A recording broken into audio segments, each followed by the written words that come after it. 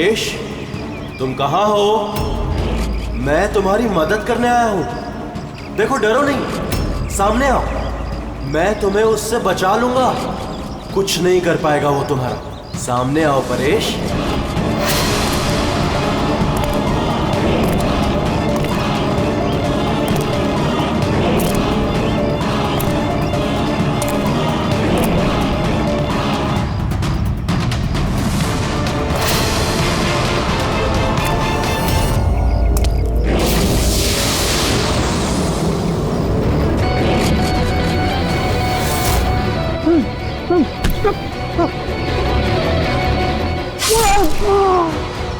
ए, कौन है वहाँ पे?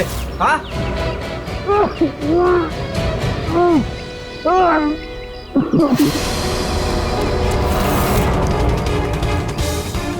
अरे क्या हुआ ये सब?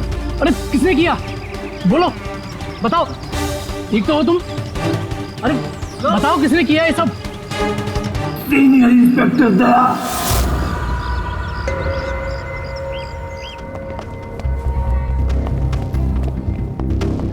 हाँ डॉक्टर साहब। पेशेंट खतरे के बाहर है, लेकिन अभी भी बेहोश है। कौन है, कुछ पता चला? हाँ, इसका नाम परेश है, लेकिन अभी तक बेहोश है। होश में आने के बाद आप लोग मिल सकते हैं। ठीक है डॉक्टर साहब, थैंक यू। वैसे आपने हमें क्यों बुलाया? इनके कारण। इनका कहना है कि हमला करने वाला आप ही की टीम का है। What? क्या बकवास कर रहे हैं आप? सीआईडी का काम होता है आम आदमी को मुजरिमों से बचाना, हमला करना नहीं, समझा? सब सच बकवास ही लगता है, लेकिन ये बकवास नहीं है। क्योंकि पीड़ित ने खुद मुझसे कहा है। क्या बताया उसने? किसने हमला किया उस पर, बताओ। दया। What? क्या बोल क्या रहे हो? मैंने उसमें हमला किया? हाँ, उसने मुझसे यही कहा है कि आपने ही उस पर हमला किया है और आप उसे जान से मारना चाहते हो। क्या? मैं उसकी जान लेना चाहता हूँ? हाँ सर, मुझे लगता है कि आपको दया को अरेस्ट कर लेना चाहिए। हमें हमारा काम बताने की जरूरत नहीं है, समझा? मुझे पता था कि आप अपने कलीग का ही साथ देंगे। देखा, चोर चोर मौसेरे भाई।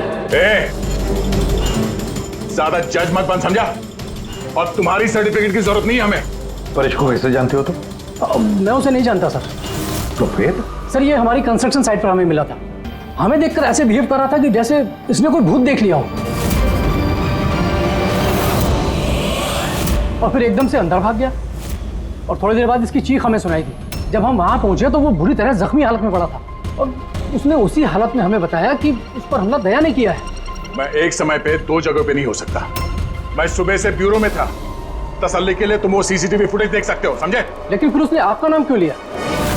एक काम कीजिए, अब जाइए यहाँ से, जाइए। बहुत बोल दिया। Thank you very much doctor साहब।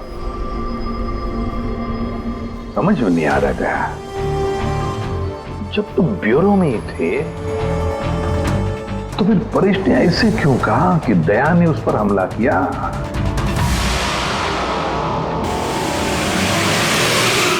एक बात बताइए, जब आप लोगों ने यहाँ पे परेश को जख्मी हालत में देखा था तो उसके साथ में कोई था या किसी को आते जाते देखा हो? नहीं साहब, वो अकेला ही था। लेकिन सर, उसने इंस्पेक्टर दया का। पता है, उसने दया का नाम बोला। हम यहाँ वो जानने आए जो उसने नहीं बोला, समझे आप? और दया ऐसा नहीं कर सकता। सर, आप इतने यकीन से कैसे कह सकते हैं कि दया सर ऐसा कुछ नहीं कर सकते हैं? जो आदमी अपनी जान दांव पे लगा के दूसरों की जान बचाता हो, वो किसी का खून नहीं कर सकता। खुद से ज्यादा मुझे दया पे भरोसा है, समझे?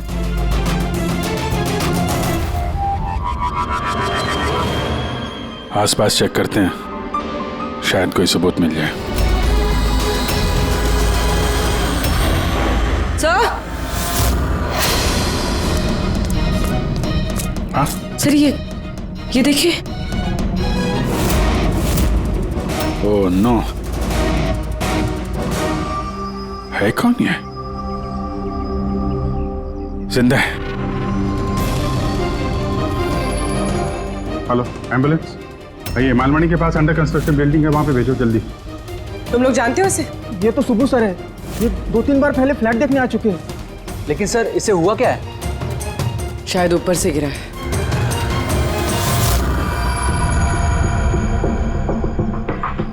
ऊपर से गिरा है या फिर गिराया गया है? पेशेंट की कंडीशन स्टेबल है, ये बहुत जल्द होश में आ जाएगी। गुड।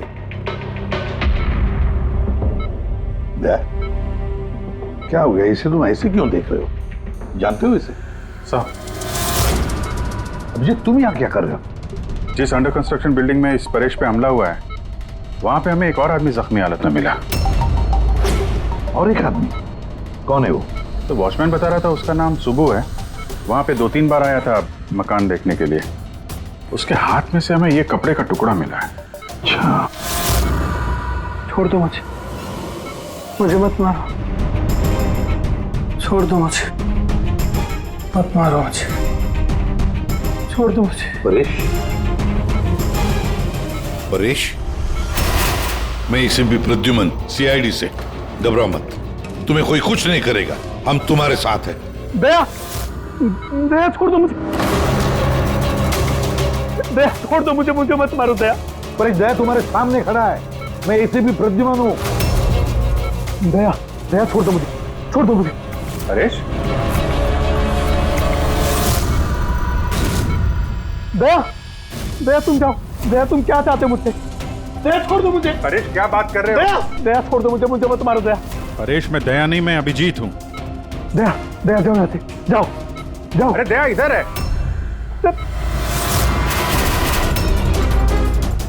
दया छोड़ दो मुझे मत मारो दया। परेश इधर देखो, हम पहले मिल चुके हैं, तुम जानते हो मुझे। दया छोड़ दो मुझे मत मारो। सब दया हो, तुम सब दया हो, मुझे मत मारो। डॉक्टर, दया छोड़ दो मुझे। डॉक्टर, दया छोड़ दो मुझे। डॉक्टर साहब, परेश, देखिए ना क्या हो गया इसको? दया छोड़ दो मुझे। एक मिनट, सब दया कुछ नहीं होगा तुम्हें। एक मिनट, सब दया हो तुम।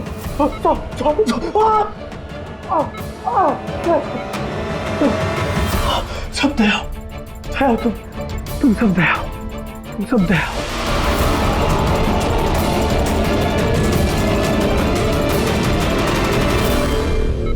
ये चक्कर है क्या? और हर किसी के चेहरे में उसे मेरा चेहरा नजर आता है। हाँ वही तो, इसलिए जब उसने उस आर्किटेक्ट को, उसके असिस्टेंट को, उस वॉचमैन को देखा तो ऐसे बर्ताव करने लगा जैसे उसने भूत देखा है।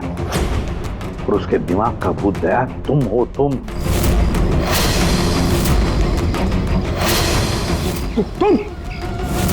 और इसीलिए उसे लगता है कि तुमने उस पर हमला किया है, क्योंकि हमलावर में भी वो तुम्हें ही देख रहा होगा। तो मेरी समझ में ये बात नहीं आ रही सर कि मेरा ही चेहरा क्यों? दया, तुम कह रहे थे ना इसे तुम पहले से जानते हो। कैसे? सर लगभग 15 साल पहले मैंने इसे गिरफ्तार किया था सर। हाँ, और 2 साल पहले ये जेल से छूट गया, और पिछले 2 साल में अलग अलग केस में मैंने इसे 2 बार अरेस्ट किया सर। अभिजीत, ये परेश पुराना मेहमान है दया का। पर परेश पे हमला किया किसने और क्यों?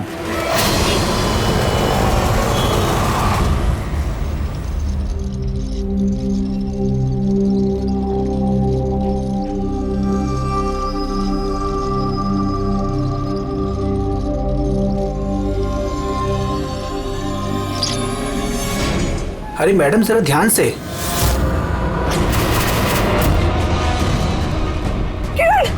कौन किरण? मैं कोई किरण नहीं हूँ। अरे क्या कर रही है मैडम, क्या कर रही हैं आप? आपको कुछ गलतफहमी हो रही है मैम। अरे मैडम, आप ठीक तो हो ना? किरण? कौन किरण?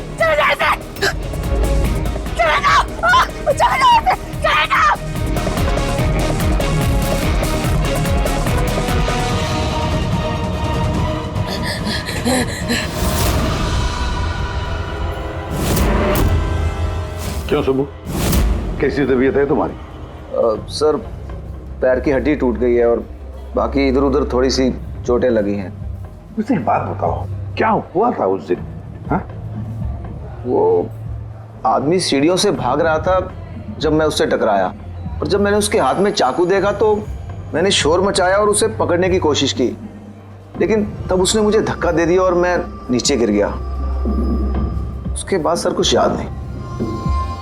सुबू, तुम्हारे हाथ में से हमें वो जो एक कपड़े का टुकड़ा मिला था लाल कलर की चौकड़ी का, क्या वो उस आदमी की शर्ट का टुकड़ा था? जी सर, शर्ट पहना था उसने वो, और हाथापाई के दौरान शायद वो मेरे हाथ में आ गया था। अच्छा ये बताइए, उस आदमी का चेहरा देखा था? सब कुछ इतनी जल्दी में हुआ कि कुछ याद नहीं। ठीक है, अब तुम जाओ, अगर जरूरत पड़े तो हम तुमसे फिर मिलेंगे, ठीक है? Please sir, thank you sir. जाओ।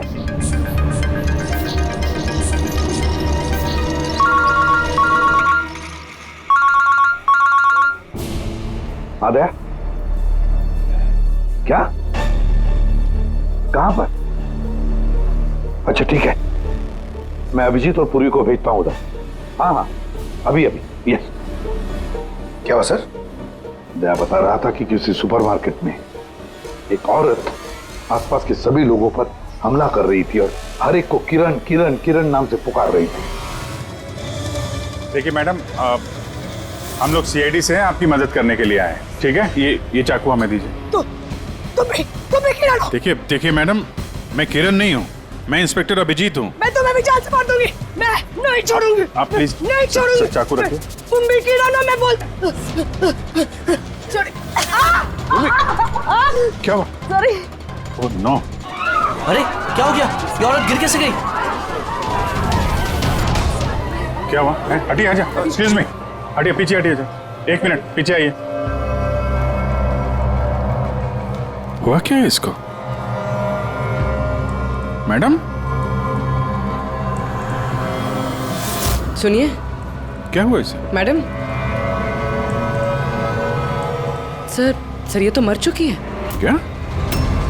इसके शरीर में टेट्राकोटॉक्सिन या ब्यूरारे नाम का जहर इंजेक्ट किया गया था, जिसकी एक बूंद भी जानलेवा हो सकती है। मगर ये जहर तो हमारे देश में आसानी से नहीं मिलता ना? सिर्फ उसे ही मिलता है जो बड़ा रिसर्च कर रहा हो।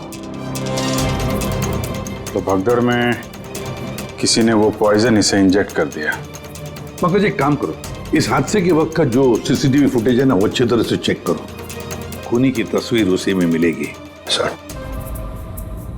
और सर, इस परेश का क्या? इसे हर जगह मैं ही क्यों दिखता हूँ? सालू के साहब, मुझे तो ये केमिकल की बहुत बड़ी गड़बड़ लग रही है। ठीक है फ्रेडी, बस ये वाकई किसी खास केमिकल की वजह से, क्योंकि मुझे इसके और परेश के दिमाग में एक अलग किस्म का केमिकल मिला है।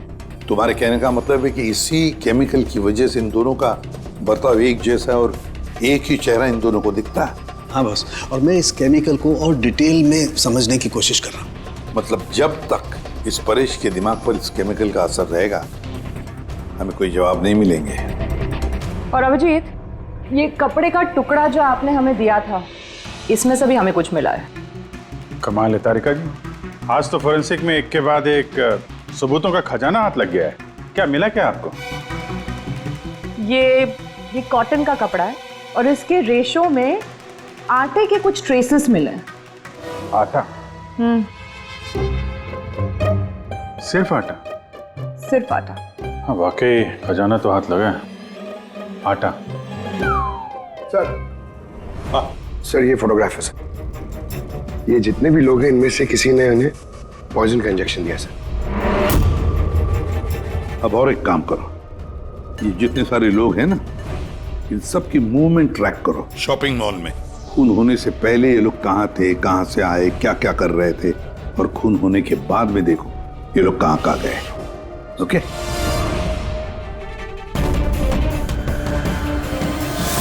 सर मैंने इस औरत का बैकग्राउंड चेक किया। इसका नाम शिप्रा है, ये एक हाउसवाइफ थी। सर परेश तो फिर भी एक मुजरिम है, उसके कई दुश्मन हो सकते हैं, लेकिन इसकी किससे क्या दुश्मनी हो सकती है? वजह तो कुछ भी हो सकती है पूर्वी, लेकिन एक बात कॉमन है शिप्रा और परेश के बीच में, उन दोनों के ब्रेन में वही केमिकल मिला है। तो उन दोनों का दुश्मन भी एक ही हो सकता है। इस किरण के बारे में क्या पता चला? सर किरण शिप्रा का पति था और 2 साल पहले ही उसकी मौत हो चुकी थी। सर किरण शिप्रा को काफी मारता पीटता भी था। कोई ना कोई बात तो है इस परेश और शिप्रा के बीच में, कोई कॉमन बात, जिसकी वजह से ये दोनों भी उस खूनी के निशाने पर आ गए। क्या हो सकती है वो कॉमन बात? क्या हो सकती है? सर मैं परेश के पड़ोस में पिछले 5 साल से रहता हूँ, पर अजीब बात है सर, ना मैंने उसे कभी देखा ना कभी मुलाकात हुई। और कोई नहीं है परिवार में उसके? सर उसके पिताजी थे जिनकी मौत तब हो गई थी जब वो जेल में था, और कोई नहीं है। सर शिप्रा का हस्बैंड बहुत स्ट्रिक्ट था, वो उससे मिलना तो दूर किसी से बात तक करने अलाउ नहीं करता था। इनफैक्ट वो तो उसको मारता पीटता भी था। सर उसके हस्बैंड के डेथ के बाद ना मैंने बहुत कोशिश की कि मैं उससे बात करूं, उससे पूछूं, लेकिन उसने इंटरेस्ट नहीं रखा। अच्छा, उसका कोई करीबी दोस्त, कोई रिश्तेदार नहीं था क्या? सर मुझे नहीं लगता कि होगा। अच्छा। शिप्रा और परेश दोनों की जिंदगी में एक बात कॉमन, दोनों जिंदगी में अकेले थे, ना कोई दोस्त ना कोई रिश्तेदार। सर दोनों में एक चीज कॉमन है। क्या? सर हमने परेश और शिप्रा का कंप्यूटर चेक किया तो उनकी कंप्यूटर हिस्ट्री से पता चला है कि दोनों ने ही ऑनलाइन सपोर्ट ग्रुप ज्वाइन किया था। अच्छा, ऑनलाइन सपोर्ट ग्रुप मतलब? सर ये ग्रुप्स है जो डिप्रेशन, लोनलीनेस, ड्रग एडिक्शन और अल्कोहलिज्म में फंसे होते हैं, उनकी काउंसलिंग करता है और उनकी मदद करता है।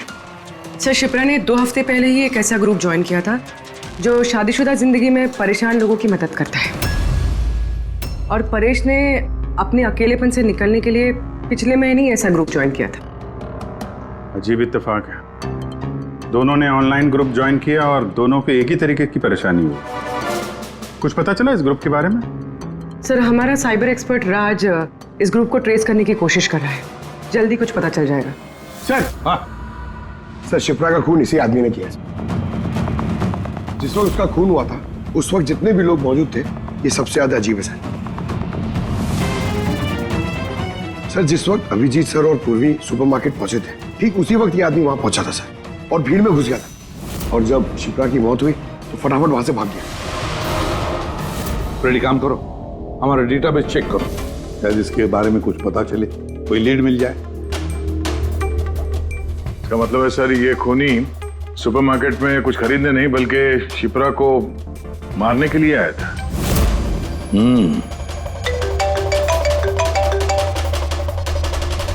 हाँ राज, ओके ठीक है, तो तुम मुझे एड्रेस SMS कर दो। Thank you. Sir cyber expert Raj का फोन था, उसका कहना है कि ये दोनों ग्रुप्स एक ही IP एड्रेस से बनाए गए हैं। एक ही कंप्यूटर से? हाँ सर। IP का एड्रेस मिला है? हाँ सर, अंधेरी में एक प्रिंटिंग शॉप है, ये दोनों ग्रुप्स वहीं से बनाए गए हैं। बस, तो फिर अभिजीत तुम और पूर्वी जाओ वहां पर और देखो कौन है इस सबके पीछे और उसका क्या कनेक्शन है। सर क्या सोच रहे होते? सर नहीं, पंकज ने भी बताया कि वो खूनी शिप्रा को मारने के इरादे से ही आया था। तो फिर सर उसे पता कैसे चला कि शिप्रा वहाँ सुपरमार्केट में है और वो लोगों पे हमला कर रही है? वो शिप्रा को फॉलो कर रहा होगा सर। अगर फॉलो कर रहा था तो अभिजीत और पूर्वी के वहाँ सुपरमार्केट में पहुंचने से पहले वो मार के निकल जाता, बाद में नहीं मारता उसे। अभिजीत को सुपरमार्केट पहुंचने में 20 मिनट लगे और खूनी को भी वहां पहुंचने में 20 मिनट लगे, तो इसका मतलब है दोनों को भी खबर एक ही वक्त पहुंची थी। सर कहीं ऐसा तो नहीं कि इंफॉर्मेशन खूनी को हमसे ही गई हो? हमारे यहां से इंफॉर्मेशन? हाँ हो सकता है। क्या कहीं ऐसा तो नहीं कि जब हम परेश को देखने गए थे हॉस्पिटल में, उस वक्त खूनी वहां पर मौजूद था और उसने मेरी बातें सुन ली हो? खूनी हॉस्पिटल में कर क्या रहा था?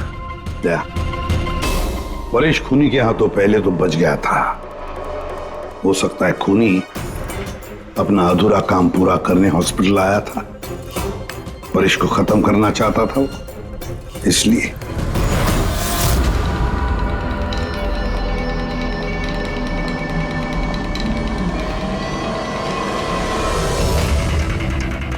डॉक्टर साहब, क्या आपने इस आदमी को देखा है?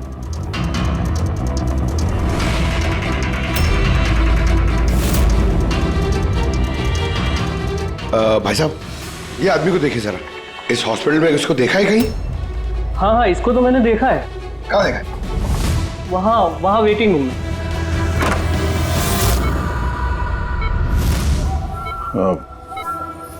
यहाँ कोई आया था क्या? नहीं सर, यहाँ कोई नहीं आया। ठीक है। हाँ दया। सर परेश तो ठीक है, पर वो खूनी अभी तक दिखा नहीं। कहीं तो चुप कर बैठा ही है दया, सही वक्त का इंतजार कर रहा है। वेटिंग रूम में भी चेक किया सर, अभी कोई नहीं है। तो यही पता है, पर कहाँ छुप कर बैठा है ये?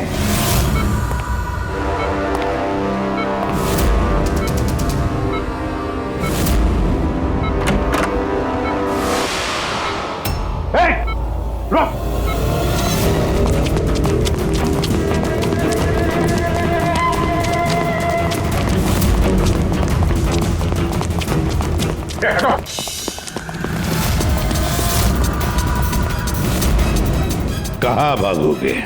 रुक!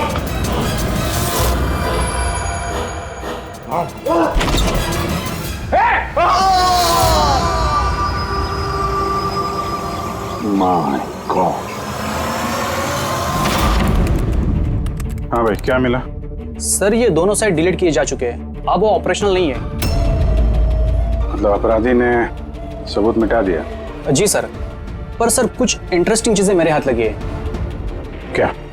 ये देखिए सर, इसी आईपी एड्रेस से, इसी कंप्यूटर से उस तरीके के 6 और ऑनलाइन सपोर्ट ग्रुप बनाए गए हैं। तो लोगों को फंसाने के लिए ऐसे कई ग्रुप बनाए गए हैं? बिल्कुल सर।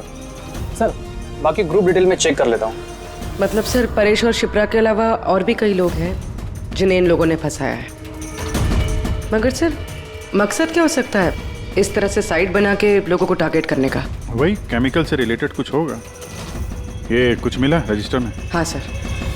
सर पिछले 3 महीनों में 85 लोगों ने एक कंप्यूटर यूज किया है। सबकी डिटेल्स चेक करनी पड़ेगी। ठीक है सर। ये देखिए 6 में से 5 ग्रुप डिलीट किए जा चुके हैं, लेकिन अभी भी एक सपोर्ट ग्रुप एक्टिव है और अभी भी उसे कोई ऑपरेट कर रहा है। Enhancing the life of lonely people,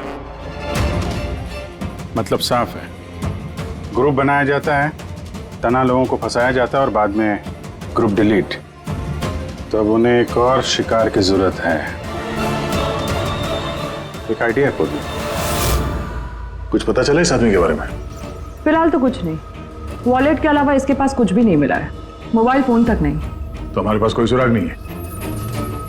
दया, ये केस दिखता उतना सिंपल नहीं है, बहुत बड़ा षड्यंत्र है ही है। कई सारे लोग इसमें इन्वॉल्व हैं। ये तो इस खेल का मोहरा लग रहा है सर, कोई भाड़े का। और इस केस का मास्टरमाइंड अभी भी आजाद घूम रहा है, अपने नए शिकार की तलाश में होगा। जल्द से जल्द ढूंढना होगा सर इसे। हाँ पंकज, आराम से। बस खड़े। ये क्या ही था उनके? सर आप ये क्या खेल खेल रहे हैं पंकज के साथ? नहीं नहीं, ये कोई खेल नहीं है। बस मैंने बताया था ना, ये केस बहुत ही पेचीदा है, बड़ा कॉम्प्लेक्स है।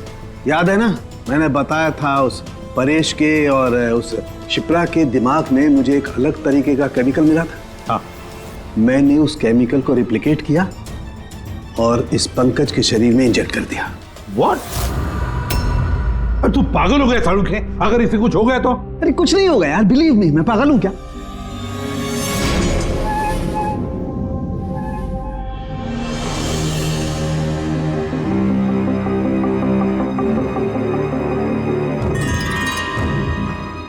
पंकज, अब आंखें खोलो, देखो तुम्हारे सामने कौन खड़ा है।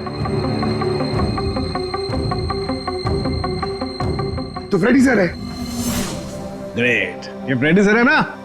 अब इस तरफ देखो पंकज, यहां कौन खड़ा है?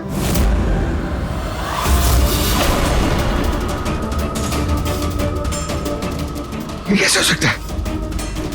ये इधर फ्रेडी सर, यहां फ्रेडी सर। मतलब सालुखे, ये परेश और शिप्रा के साथ यही हो रहा? सर बंद कर। बस बस, पट्टी लगा लो, पट्टी लगा लो बस। ये देखा बस, इसे फ्रेगोली सिंड्रोम कहते हैं। इस सिंड्रोम में इंसान को एक ही चेहरा हर चेहरे में दिखाई देता है। उस इंसान का चेहरा जिसे या तो वो सबसे ज्यादा नफरत करता है या जिससे सबसे ज्यादा डरता है। पंकज, मुझसे इतनी नफरत करता है तू? अरे सर, आपसे नफरत थोड़ी करता हूँ सर, आपसे तो मैं डरता हूँ। पंकज को मैंने इस केमिकल का बहुत थोड़ा सा डोज दिया, इसीलिए इस पर वैसा असर नहीं हुआ जैसा शिप्रा पर और परेश पर हुआ था। परेश और शिप्रा को तो इतना हेवी डोज दिया गया था कि उनके दिमाग पर गहरा असर हुआ और साइकोसिस लेवल पर पहुंच गए। इसलिए दोनों ऐसा रिएक्ट कर रहे थे जैसे सामने भूत दिख गया हो। तो इसका मतलब जैसे जैसे परेश के दिमाग से ये केमिकल का असर कम होगा, नॉर्मल हो जाएगा और हमें अपराधी तक पहुंचने का जरिया मिल जाएगा। हो सकता है, लेकिन दावा नहीं कर सकते। और हाँ, हम ये भी नहीं कह सकते कि इस केमिकल का असर कितने दिनों में खत्म होगा।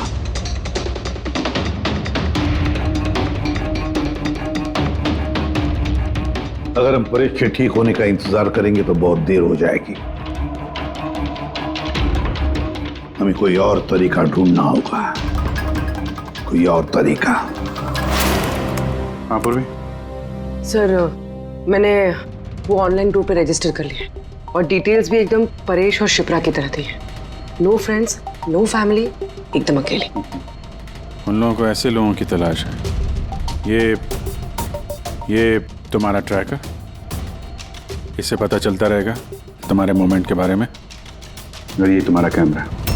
हमारे पास सिर्फ ये वॉलेट है सर, उस आदमी की पहचान और असलियत जानने के लिए, और ये कुछ चीजें मिली है साथ में। पेट्रोल पंप का बिल, ये होटल का मैच बॉक्स, खरीदा हुआ मैच बॉक्स, तो ये नंबर किसका? ये सेल फोन लगता है किसी? सर, हम इस पेट्रोल पंप पे गए थे, वहां से पता चला सर ये आदमी महीने में 2-3 बार वहां पे आता है। और सीसीटीवी फुटेज में हमने देखा कि वो अपने बाइक पे हर बार अलग अलग नंबर प्लेट लगा के आता है। हाँ, और पेमेंट कैश में करता है। और सर, ये मैच बॉक्स जिस होटल का है वहाँ पे भी हमने पूछताछ की। वो आदमी महीने में 5-6 दफा खाना खाने आता है और पेमेंट भी कैश से करता है। सर, ये नंबर के बारे में आप पूछ रहे थे सर, ये बार में एक लड़की है जो काम करती है, उसका है। वो कह रही थी कि उस आदमी का नाम अशोक है और 1-2 बार उनसे बात हुई है, फिर वो गायब हो गया सर। मतलब हमारे पास इस अशोक के बारे में सिर्फ इतनी इंफॉर्मेशन है। एक काम करते हैं, ये सारी जो लोकेशंस है ना, पेट्रोल पंप, बार और ये होटल, देखते हैं कहाँ पर है। जरा मैप दिखाओ।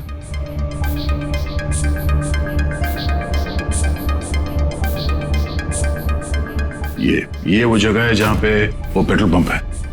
सर, यहाँ पे बाहर है सर। और सर, ये होटल है। बार, ये होटल, पेट्रोल पंप। दया सर, ऐसे नहीं लगता तुम्हें? देखो ना, ये सारे के सारे लोकेशंस 1 किलोमीटर के दायरे में है यहाँ से। हो सकता है सर उसका घर या ऑफिस इस जगह के आसपास ही कहीं। Are you ready? I'm ready. चल। हाँ। सर, मैं रेडी। अरे वाह, बहुत अच्छा गेटअप है। इसके घर का क्या किया?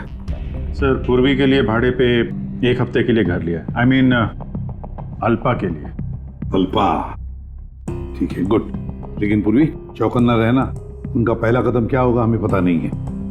Yes. Good luck. Thank you sir. अब एक काम करते हैं, इस 1 किलोमीटर के दायरे में इस अशोक का फोटोग्राफ दिखाते हैं, सबको दिखाते हैं, शायद कोई निकले जो इसको जानता हो।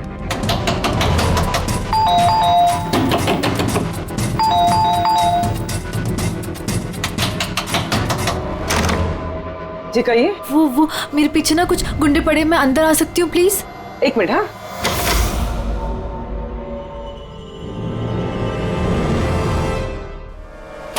हाँ, जल्दी आओ। क्या हुआ? क्या तुम्हें? अरे, ये तो आदित्य, शिप्रा की पड़ोसन। वो एक्चुअली मेरे पीछे कुछ गुंडे पड़ गए थे, मुझे समझ नहीं आ रहा था, इसलिए मैं आपके घर आ गई। कोई बात नहीं। Thank you miss. अल्पा, और तुम? अदिति। बैठो। आप प्लीज मुझे एक गिलास पानी देंगे प्लीज? अभी लाती हूँ।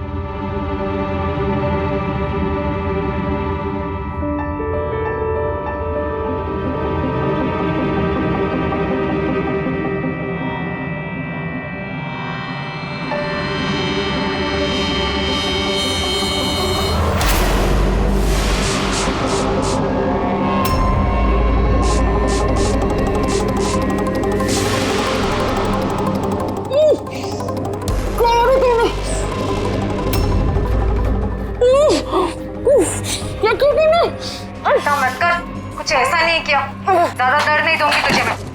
पूर्वी,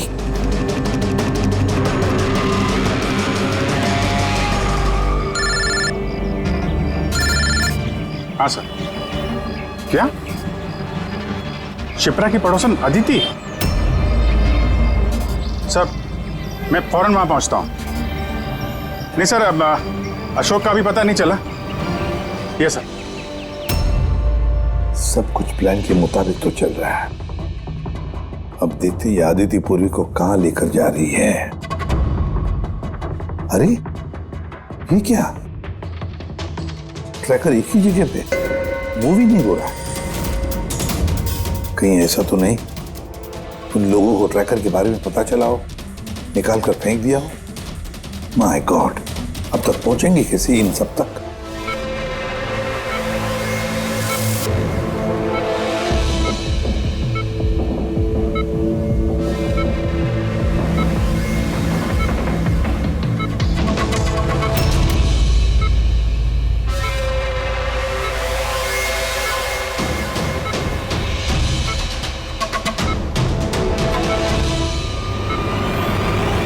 चलो, तुम्हारी दवा का वक्त हो गया है। अब अच्छे बच्चे की तरह दवा लो और तुम बिल्कुल भी टेंशन मत लेना। तुम्हें ज्यादा दर्द नहीं दूंगी। कौन हो तुम? छोड़ो मुझे, छोड़ो मुझे। चिंता मत करो, मैं तुम्हें दर्द नहीं दूंगी। छोड़ो मुझे।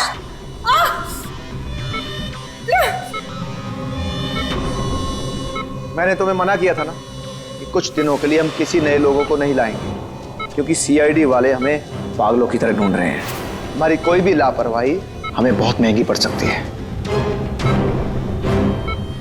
सर अदिति का घर बंद था, दरवाजा तोड़ के हम लोग अंदर भी घुसे पर कुछ हाथ नहीं लगा सर। इस अशोक का भी कुछ पता नहीं चल रहा है। सर ऐसा लग रहा है हमारे लिए सारे रास्ते बंद हो गए। नहीं फ्रेडी, हमारे लिए कोई रास्ता बंद नहीं होता, हम सीआईडी वाले रास्ता बनाते हैं। सर वो लोग कहीं पूर्वी को केमिकल इंजेक्शन ना दे दे।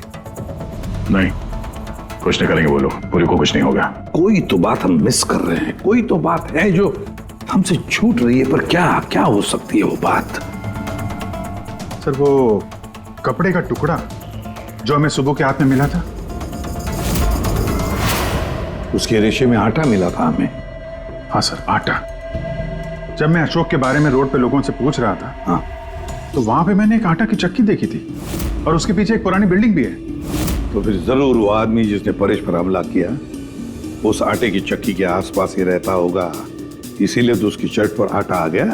तो ये भी तो हो सकता है कि परेश पे हमला करने वाला अशोक ही हो।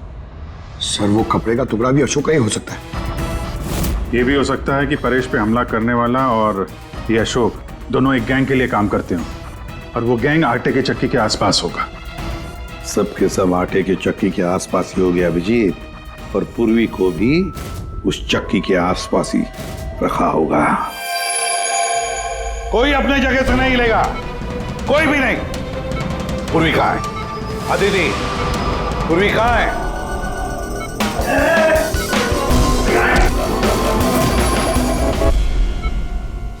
सब नर्सेज और डॉक्टर इस तरफ आ जाओ। चले, चलो तुम भी जल्दी। डॉक्टर अदिति, पूर्वी कहाँ है? पूर्वी कहाँ है?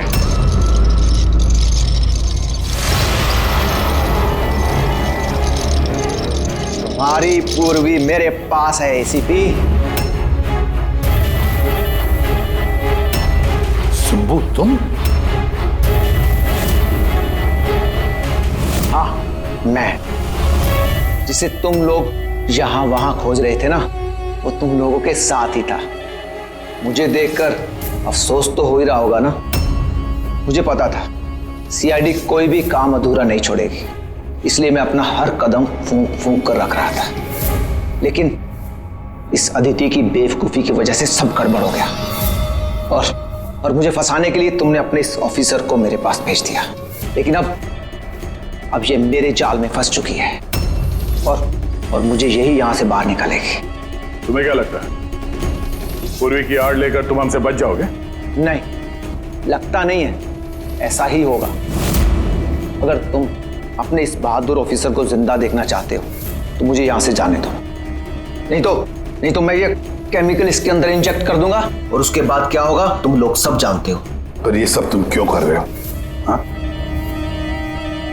अपने बेटे रवि के लिए। अपने बेटे के लिए? हाँ, मेरे बेटे को पार्किंसन नाम की बीमारी है। मैं अपने केमिकल से उस बीमारी का इलाज ढूंढ रहा हूं और मैं जिस फार्मा में काम करता हूं वो मुझे इंसानों पर उसे ट्राई करने नहीं देती। इसीलिए तुमने अपने तरीके से लोगों को फंसा के उन पे ये एक्सपेरिमेंट करना शुरू कर दिया। अगर मैं ऐसे नहीं करूंगा तो मैं सही इलाज तक नहीं पहुंच पाऊंगा। कैसे पता चलेगा मुझे कि इन केमिकल्स का इंसानों पर रिएक्शन क्या होता है? और इसीलिए तुम सपोर्ट ग्रुप में ऐसे लोगों को टारगेट करते थे जो अकेले रहते थे, ताकि अगर वो गायब भी हो जाए तो किसी को भनक ना लगे और तुम उन पर अपने एक्सपेरिमेंट्स आराम से करते रहो। हाँ? अकेलेपन से जूझ रहे परेश को मैंने अपने सपोर्ट ग्रुप के जरिए फंसाया और उस पर एक्सपेरिमेंट शुरू किया। लेकिन इन सबकी गलती की वजह से वो यहां से भाग निकला और तुम लोगों के हाथ लग गया। नहीं तो मेरा प्लान कभी फेल नहीं होता। तभी तुम उसकी जान के पीछे पड़े हुए थे। मैं तो उसे अंडर कंस्ट्रक्शन बिल्डिंग में ही मार डालता, लेकिन वो आर्किटेक्ट बीच में आ गया। वहां तुम भी तो जख्मी हालत में मिले थे, ये क्या चक्कर है? परेश को जैसे ही मैंने चाकू मारा मुझे लोगों की आवाज आई और मैं वहां से भागना चाहा और हड़बड़ी में तुम्हारा पैर फिसल गया और तुम सीधे नीचे गिर गए। मैं तो वहां से भी भाग जाता, लेकिन मेरे टूटे हुए पैर की वजह से मैं भाग नहीं पाया। और इसीलिए तुमने विक्टिम होने का ढोंग किया ताकि तुम सेफ भी रहो और किसी को तुम पे शक भी ना हो। और तभी तुम लोगों की नजर मुझ पर पड़ी। और शिप्रा का क्या? उसे तो तुमने किडनैप नहीं किया था, वो तो सुपरमार्केट में घूम रही थी। सपोर्ट ग्रुप में से अदिति ने शिप्रा को चुना और हमने डिसाइड किया कि हम उसे किडनैप नहीं करेंगे और चुपचाप ये ड्रग देते रहेंगे। खिलाड़ी तो तुम शातिर हो और थोड़े कच्चे हो, नहीं तो हमारे लिए सबूत नहीं छोड़ते तुम। याद है ना तुम्हारा वो शर्ट, उसका एक टुकड़ा, कपड़े का टुकड़ा, उस पर जो आटा लगा था ना, बस उसी के जरिए हम तुम तक पहुंच गए।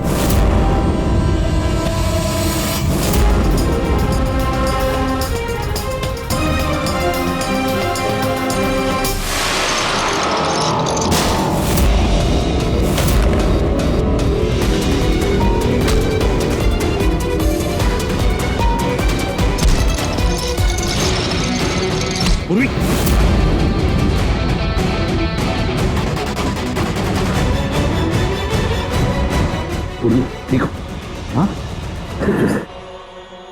क्या किया तुमने सुब्बू? कभी सोचा है? हाँ? अपने बेटे को बचाने के लिए तुमने न जाने कितने लोगों की जान दांव पर लगा दी, पर यह नहीं सोचा ना कि सही क्या है गलत क्या है। तुम्हारे बेटे को तो हम अच्छी से अच्छी ट्रीटमेंट दिलवाएंगे, मगर तुम्हें जेल की सलाखों के पीछे बिठा देंगे। शायद फांसी का ऑर्डर भी आ जाएगा तब तक। सीआईडी के और भी मजेदार और सस्पेंस से जुड़े एपिसोड्स को देखने के लिए हमारे चैनल को सब्सक्राइब करें और बेल आइकॉन दबाना ना भूलें।